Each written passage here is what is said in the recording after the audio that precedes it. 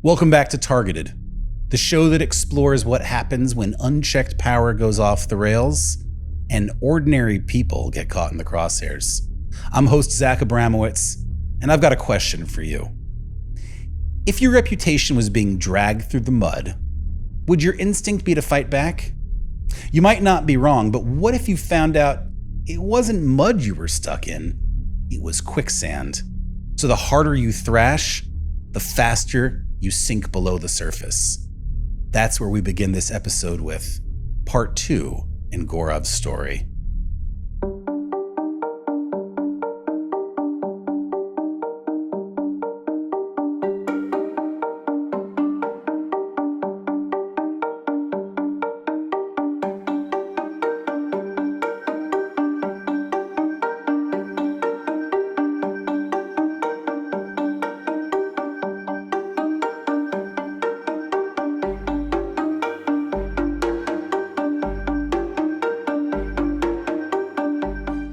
Last time we introduced you to Gaurav Srivastava, a commodities investor who, thanks to a business deal gone wrong, found himself in the middle of a devastating disinformation campaign. Gaurav had uncovered information about his former business partner, Niels Troost, who was siphoning money out of their shared company and trading in Russian oil in violation of sanctions. But what could have ended in a courtroom after a prolonged legal battle has instead pivoted into the court of public opinion. It appears that Niels or his associates have engaged in a multifaceted media offensive, with an ever-increasing number of outlets accepting his version of the events. This story paints Gaurav as the aggressor, a con artist who tricked Niels into a partnership. And the result has been a staggering blow to Gaurav's reputation that has cost him professional connections and even the network he built for nearly 2 decades. Worst of all, though, Gaurav says, is the collateral damage that has hit his personal life in ways he could not have imagined. There's a chapel on my kid's school campus. And it was the chapel class. The kids were going to chapel, and I was just watching them. So I sit back in the last seat in the chapel. There's a giant cross there. And it's like so vivid in my memory. And they have the murals, the painted murals, and the light is coming through. And I'm sitting there. And the teacher is telling the kids the story of Jonah and the big fish and in that moment of time, I start crying. You identified with Jonah. I identify with Jonah. But did you think at that moment that there was any chance this all might blow over and maybe it would just be a bad day? I had tremendous belief that I thought, this is just one-off. It's going to be okay. Because I truly believe that, no, of course not. This cannot be true. People can, the media is real. I didn't know these were disinformation campaign. I had no idea, no context of these words that are being said now. I didn't know these. Like every other person, I read the thing and believed whatever was in the press. You thought maybe the fish would spit you back up. Exactly. I empathize with you here. And I know what this is like because I had earlier in my career a deal with an attorney go very, very sideways. And when I first met the attorney, he came through a good recommendation, he had good pedigree. But the first time I was ever in his office, he was dealing with a fallout from a previous client that he had had. In fact, someone had to step out of the meeting to go deal with this other rogue client of his. And at the time, I sort of made nothing of it. And like you, I kind of felt sorry for him that he was dealing with this issue. But it seemed like, okay, everyone has deals go bad. I didn't make too much of it. Only years later, when I found myself on the other end, where now I was the very upset client, and I'd heard many other stories, did I realize that I should have listened to those voices early on. But when I first heard it, it kind of only made sense in retrospect. Now that you look back at those first conversations, you probably like, how do you look at those now? Do you? In retrospect, it all makes sense. I should not have done this, and I should have seen the red flags. But as Job said, you can only connect the dots looking backward, not forward, and hope they make sense. You have to rely on something that is bigger than you, that is driving this. After being on the receiving end of this whole thing for maybe almost 2 years now, of being called a fake spy, being called a con man, on and on, you have to just rely on that. You realize there's a pattern here. There is a pattern. At some point, you think it's fake news, and you think it's the phony media. You go to Wikipedia and you see how they have created a page. Like, it's just crazy. And they've created a page all about your scandal that's been taken down. And it was up. It was up, it was down, it was up. It's just crazy. And the Wall Street Journal, which is supposed to be a very respected publication, the FT, Financial Times, which is supposed to be a very respected publication, they essentially take the story at face value. And they are now, I don't think that they are malicious. I don't think they are doing out of ill intent.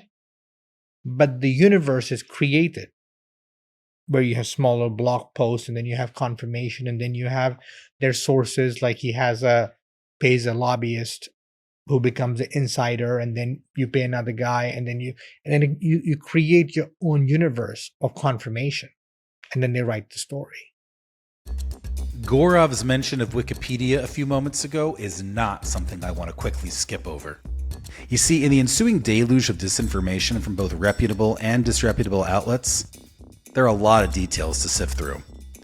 As intelligence expert Victoria Kataoka pointed out last time, it makes it really hard for the average person to discern what did and did not happen, especially as some of these articles were behind paywalls, at least for a time. And so many people might turn to what the general public often considers to be the erstwhile arbiters of truth, Wikipedia, in order to parse out fact from fiction. But here's where things get murky. 2 weeks before the Wall Street Journal published its piece on Gaurav, a Wikipedia article was created with the title Gaurav Srivastava Scandal. Anyone skimming through it might come to the conclusion that Gaurav is in fact guilty of everything he's been accused of doing. Only the article was so one-sided it was subsequently taken down, and it wasn't until I spoke with a Wikipedia editor and frequent contributor who asked to be referred to only as David to protect his identity that it became clear to me that this too was all part of a larger plan. It was incredibly obvious that this was an attack page. First of all, it wasn't called Gaurav Srivastava, but rather Gaurav Srivastava Scandal. And then the article did not grow organically in the manner that Wikipedia pages typically develop, but literally sprung up overnight.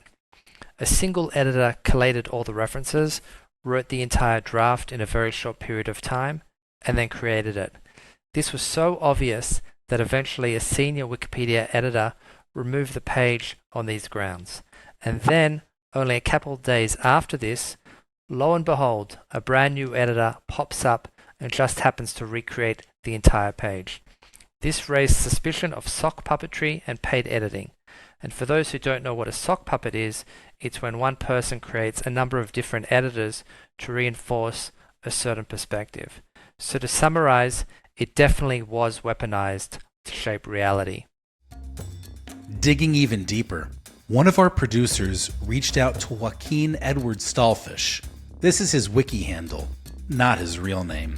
One of two Wikipedia editors who created, maintained, and restored the Gaurav Srivastava scandal page every time it was taken down by a more senior editor via the internal Wikipedia chat. The article has been taken down by Wikipedia for being an attack page, and an internal investigation into Joaquin has been opened by Wikipedia for suspicion he is a sock puppet or paid editor. In fact, it's possible that he and the other editor, Sword1234, are one and the same person, or at least share a physical space, as the initial investigation has revealed that the two personas share the same IP address. Our correspondence with Joaquin took place via Proton email account, and in it, he claimed he is based in Latin America and works as part of a team that is both large and complex. Although he did complain of being underpaid, he specifically cited Project Brazen and FT articles assigned to be inserted into Gaurav's Wikipedia page. And he tacitly implied to have knowledge of the commissioning of third-tier articles, which later served as references for his own Wikipedia work. We asked to record him, but he demanded $40,000 in crypto to subject himself to an interview. Just before we finished recording this episode, we learned that the sock puppet investigation resulted in Joaquin being blocked from Wikipedia altogether.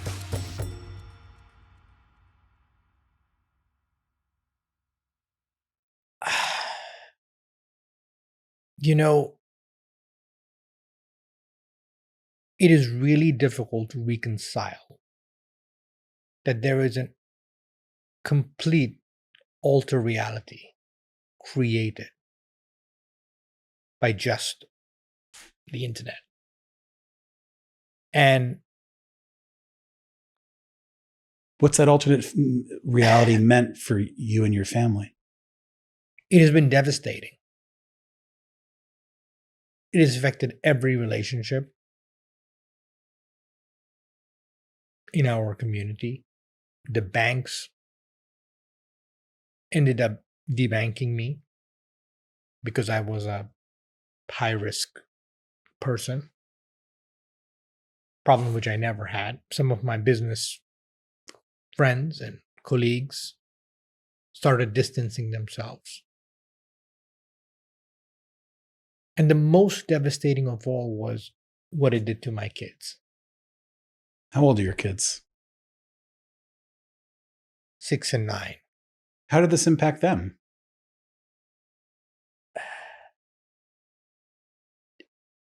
You know, I was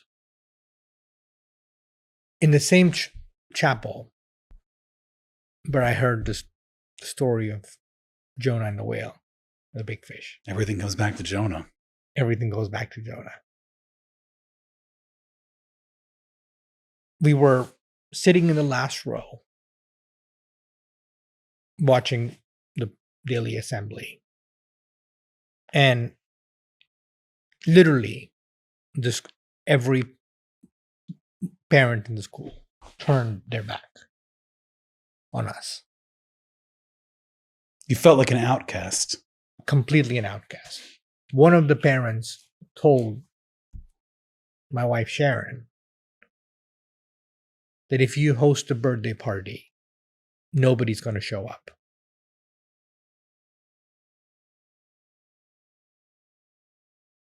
Play dates for the kids?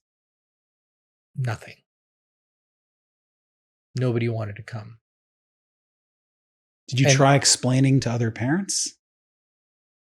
This isn't real? I tried. Why is it so hard to get rid of the fake spy? I tried, but the school ended up telling us not to talk about this. And I tried very hard,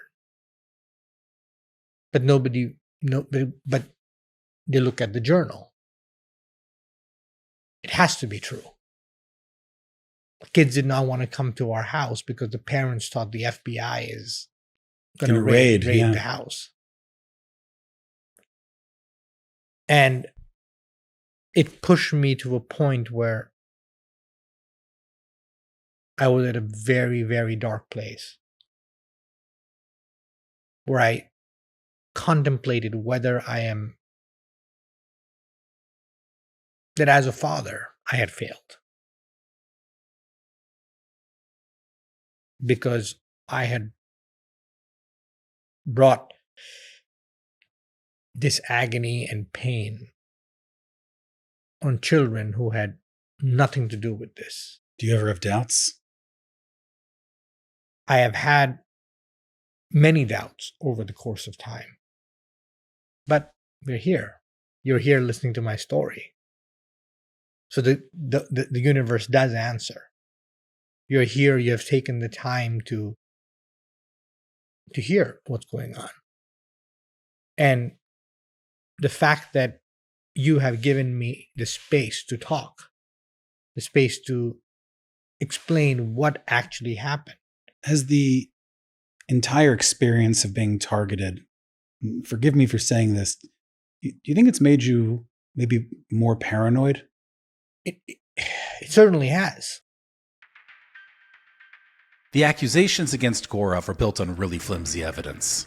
But there is one piece of evidence that both the Wall Street Journal and the Financial Times made sure to mention, which is voice messages they allegedly heard of Gaurav claiming to be a spy.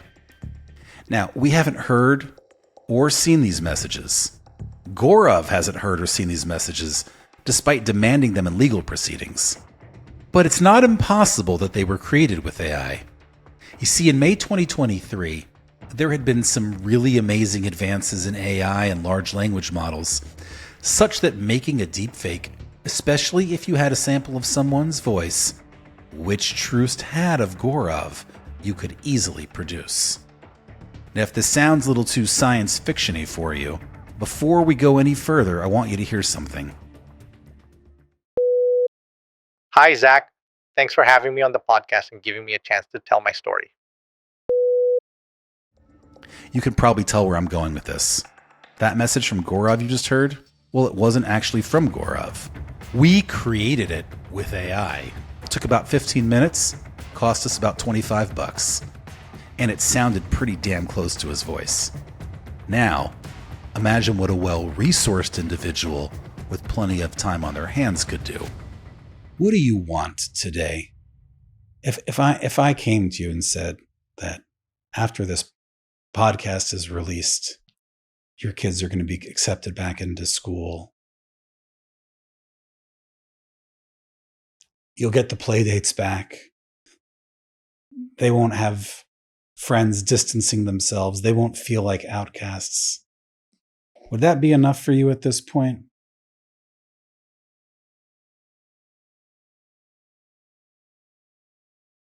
I don't know. I want my life back. I just want my life back. But I want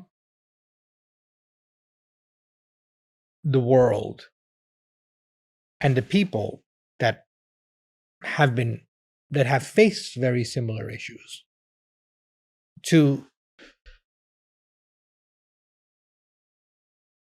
have faith and have the belief that there is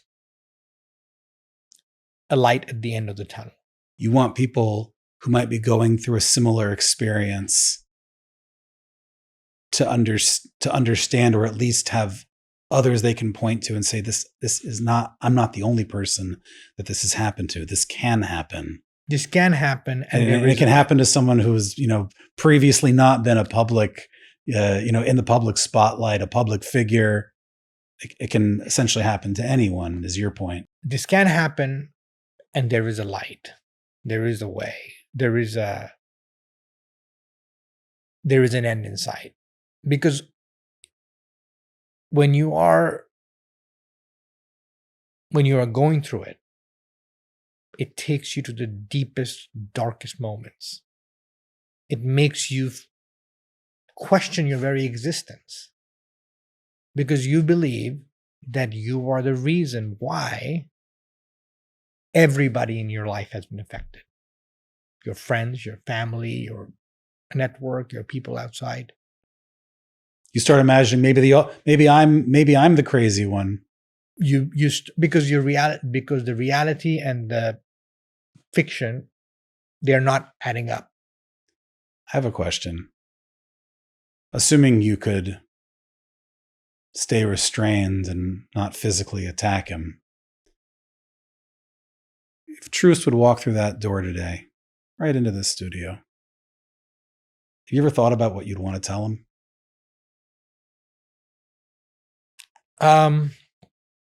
I have thought about it many times. I've never had the desire or the need to physically attack him or anyone. Maybe he is troubled. I don't know. But what I would tell him is this. Of the flurry of lies and fiction that he has created, and when he goes in the morning and shaves in the mirror, he should know that he is hurting people every day using the very techniques, the very practices that he thinks that he should be proud of by proffering lies. You want him to know that he hurt you. I want him to know he hurt me. And Gaurav, I really appreciate you coming and sharing your story with us today. Well, I really thank you for taking your time to hear me out and giving me a platform to speak and being able to finally let the truth come to light. I hope you never have to do a podcast interview again. Well, you never know what the universe holds. But as we say, the truth shall set you free. Oddly enough, Gaurav seems to have found some peace in the belief that the truth will shine through in the end. But for my part, I still struggle to understand just how this whole situation got so far out of hand. How did seasoned and esteemed journalists end up swallowing a narrative that, once you looked at it hard enough, appeared so obviously one-sided, hook, line, and sinker? I had to satisfy my curiosity. And the targeted team had planned to reach out to Joe Wallace, the Wall Street Journal reporter who covered Gaurav and Neil's dispute in August 2024, as well as Tom Wilson, who wrote about it for the Financial Times just a few months later. But as it happens, the day we published our first episode on Gaurav, Joe Wallace actually reached out to me directly via LinkedIn. He sent me a message congratulating me on the series, saying he'd listened to part 1 of Gaurav's story. But he expressed disappointment at the fact that we had not tried to contact him sooner. I explained the plan the team had in place and asked him how he had heard about the show. He said he was informed of Targeted by, quote, a contact, and offered to forward any questions we might have to the Wall Street Journal comms team. However, it seems the questions we had, including, why do you think Niels Troost never sued Gaurav in the US? And were you aware that Troost had accused previous business partners of posing as spies, were upsetting to Joe, because he then rescinded his offer to forward them to the comms team, saying, quote, the newspaper is never going to respond to these questions. It's not our job to opine or take sides, and we don't comment on the process behind individual stories. A day later, we sent an email to Tom Wilson, and he responded saying he had also already listened to part 1. We sent him the same questions I asked Joe Wallace, but in the end, we received no further communication from either journalist or the Wall Street Journal comms team within the time frame we offered for a response. And now I'm left wondering if any of them are even willing to entertain the idea that maybe, just maybe, they got this one wrong. I do hope that Gaurav's life returns to normal soon, and I hope he trusts better people in the future. Now, as the name of our podcast suggests, we've featured guests who've been on the receiving end of targeting. But in our next episode, we're going to get inside the mind of a serial targeter. Our guest, BBC journalist Amalia Zatari, has written an award-winning story about the culture of Russian snitching and an obsessive recidivist targeter. Targeted is a production of Next Chapter Podcasts. Please follow the show, subscribe, rate and review on YouTube, Apple Podcasts, Spotify, Amazon Music, or wherever you listen to your podcasts. Follow me, Zach Abramowitz, on X at Zach Abramowitz, and subscribe to my Substack at legallydisrupted.com. To learn more about our guests and their stories, go to targeted.com.